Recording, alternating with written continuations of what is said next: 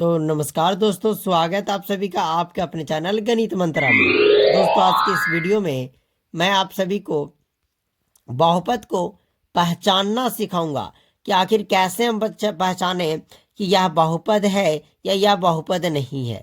मेरे साथियों, मैं आपको बता दूं कि बोर्ड एग्जाम में आपसे एक दो प्रश्न पूछता है कि बताइए कि निम्न में कौन बहुपद है कौन नहीं। अगर है उस पर टिक मारना है, न है तो उसको क्रॉस करना है। आइए बहुपद को हम अच्छे से सीखते हैं।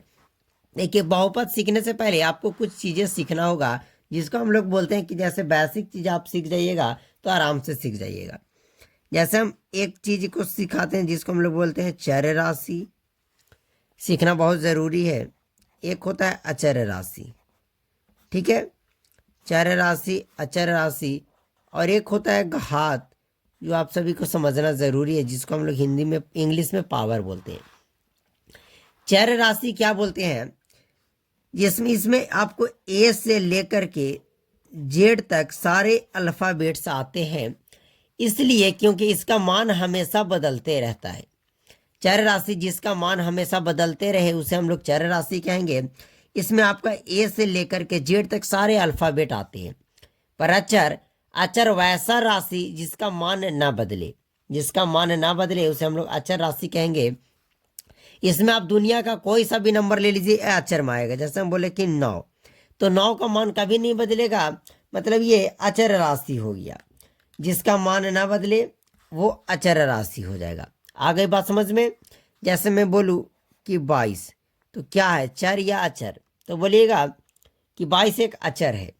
अच्छा, घात क्या होता है? जैसे मैं बोलूं कि 9, अब इसका ऊपर मतलब कुछ लिख दूं तो यही 9 का जो घात हो जाएगा वो 3 हो जाएगा। अगर हम बोल दें कि y के पावर 6, मतलब y पर 6, तो इसका मतलब y का जो घात है वो 6 है। आ गई बात समझ में। और कुछ चीजें आप समझिएगा। घात समझ में आ गया। अब हम समझते हैं कि जैसे देखिए, चर ए से लेकर के जेड तक सारे अक्षर आएंगे, अचर दुनिया का सारा नंबर आएगा। अब देखिए, चर और अचर, जैसे हम बोल दें कि 3, तो ये अचर है। और एक चर कुछ भी ले ले, हम जैसे बोले कि y, अचर हम ले लिए एक 3, एक चर ले लिए y। जब इसको आप गुना या भाग कर दीजिएगा, गुना कर दीजिए, ये आपका मन है, या आप भाग कर दीजिए, ध्यान से समझिएगा।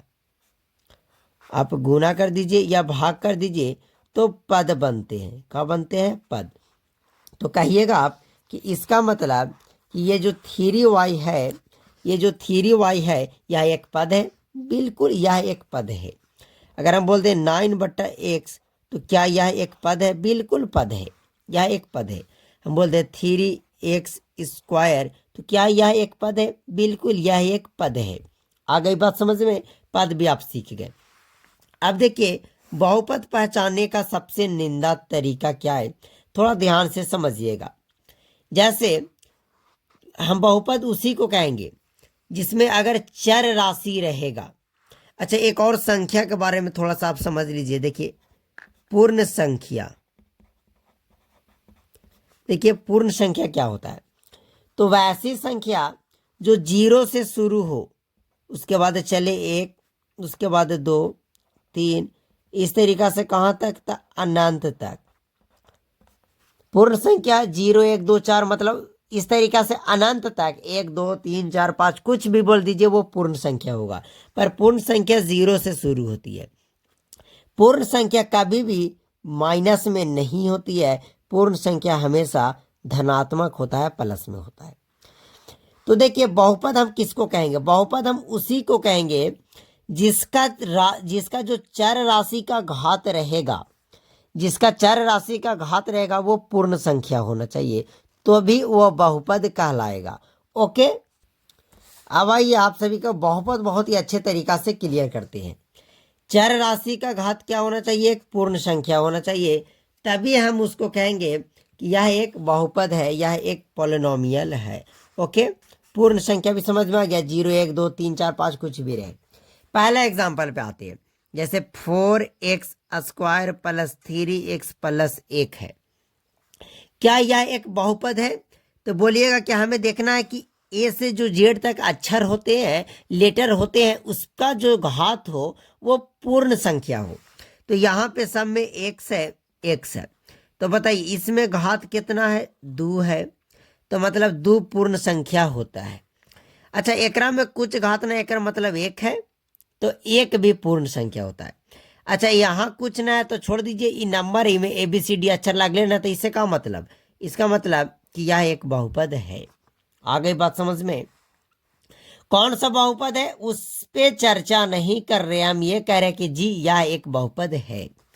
अगर बात करें 6x³ + 9x² + 4x + 3, क्या यह एक बहुपद है? एक्स की जगह कुछ भी हो सकते हैं, तो हमें ए से जेड तक जो अक्षर होते हैं उसको देखना है। तो बताइए x⁻³ क्या 3 एक पूर्ण संख्या है? बिल्कुल है।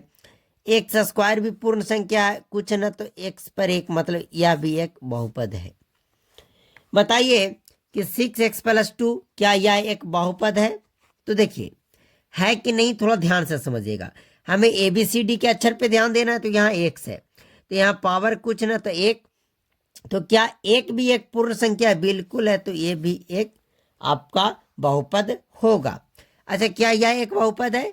तो देखिए इसके पावर 2, इसके पावर कुछ ना तो 1, मतलब यह भी एक बहुपद होगा।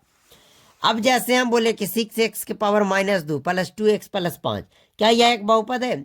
तो बोलिएगा कि का x जो हम यहाँ देखना है वो कर पावर -2 आ रहा है, और आप बताएं कि पूर्ण संख्या हमेशा प्लस में होती है, माइनस में तो होती ही नहीं है, मतलब कि यह एक बहुपद नहीं होगा। हम बोले बहुत अच्छी बात।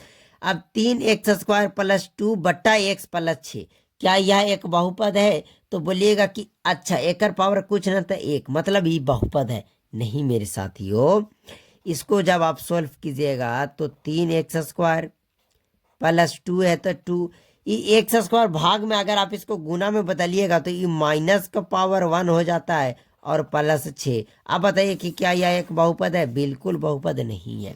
तो हम उम्मीद करते हैं कि आप सभी को बहुपद पहचानना आ गया। तो अगर आप नए हैं तो चैनल को सब्सक्राइब कर लीजिएगा। चलिए मिलते हैं आप सभी से अगले वीडियो में, जब तक के लिए जय हिंद, जय भारत।